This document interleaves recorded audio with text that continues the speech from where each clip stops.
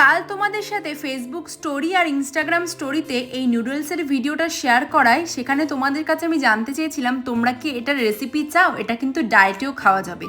তো Facebook Instagram জুড়ে প্রচুর মানুষ বেশিরভাগ মানুষই আমার কাছে কিন্তু এই নুডলসের রেসিপি চেয়ে। ডায়েট করা মানে কিন্তু এটা না যে সবসময় আমরা ওটস, সবজি সিদ্ধ, স্যালাড এইসব খেয়ে থাকবো। ডায়েটেও কিন্তু ভালো মন্দ খাওয়া যায়। তোমাদের কিন্তু সবসময় পোর্শন মেনটেন করে খাওয়া দাওয়া করতে হবে। আজ যে নুডলসটা আমি বানিয়েছিলাম সেটা কিন্তু ম্যাগির ভেজ আটা নুডলস। আমি কিন্তু এটা পুরোপুরি চাউমিনের মতো করে করব। তো তার জন্য প্রথমেই আমি একটা বাটিতে জল গরম করে ফুটিয়ে নিয়েছি।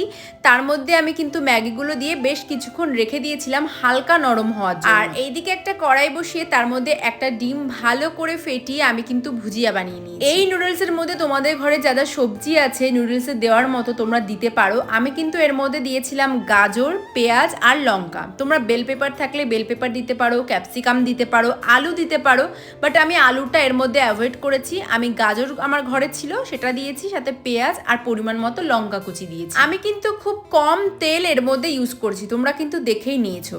সবজিটা হালকা একটু নরম হয়ে আসলে আমি দিয়ে দিয়েছিলাম কিন্তু এর মধ্যে সুইট কর্ন। তোমাদের ঘরে যদি সুইট কর্ন না থাকে তোমরা এটাকে অ্যাভয়েড করতে পারো। আমি কিন্তু আগে একটু লবণ দিয়ে ভালো করে সবজিগুলো আমি মিশিয়ে নিয়েছিলাম, আর কর্নটা সিদ্ধ করার সময়ও কিন্তু আমি একটু লবণ দিয়েছিলাম, আর সবশেষে দিয়ে দিয়েছিলাম কিন্তু আমি একটু কালো গোলমরিচের গুঁড়ো। তারপরে একে একে ভালো করে ছেঁকে নেওয়া ম্যাগিটা, সাথে দিয়ে দিলাম কিন্তু ডিম ভুজিয়াটা, আর দিয়ে দিয়েছিলাম একটা ম্যাগির প্যাকেটের মশলা, আর সাথে দিয়ে দিয়েছিলাম কিন্তু এক টুকরো মতো বাটার। আমি এখানে যতটুকু নুডলস রান্না করেছি ততটুকু নুডলসে কিন্তু 2 প্যাকেট ম্যাগি মশলা দেওয়া যায়, কিন্তু আমি এখানে 1 প্যাকেট ম্যাগি মশলা দিয়েছি। তোমরা চাইলে কিন্তু এর মধ্যে যে কোনো সস অ্যাড করতে পারো, কিন্তু ডায়েটের ক্ষেত্রে আমার মনে হয় না কোনো সস অ্যাড করা দরকার আছে। চাইলে একটুখানি টমেটো সস অ্যাড করতে পারো বা টমেটো সস দিয়ে তোমরা খেতে পারো। যেহেতু এই নুডলসটা আটা দিয়ে তৈরি, তোমরা কিন্তু ডায়েটেও এটা খেতে পারো। খুব কম তেলে হেলদি ভাবে কিন্তু আমি বানানোর চেষ্টা করেছি এই নুডলসটা। ডায়েট চলাকালীন 10 দিন 12 দিন পর পর কিন্তু একদিন ব্রেকফাস্ট কিংবা ডিনারে তোমরা কিন্তু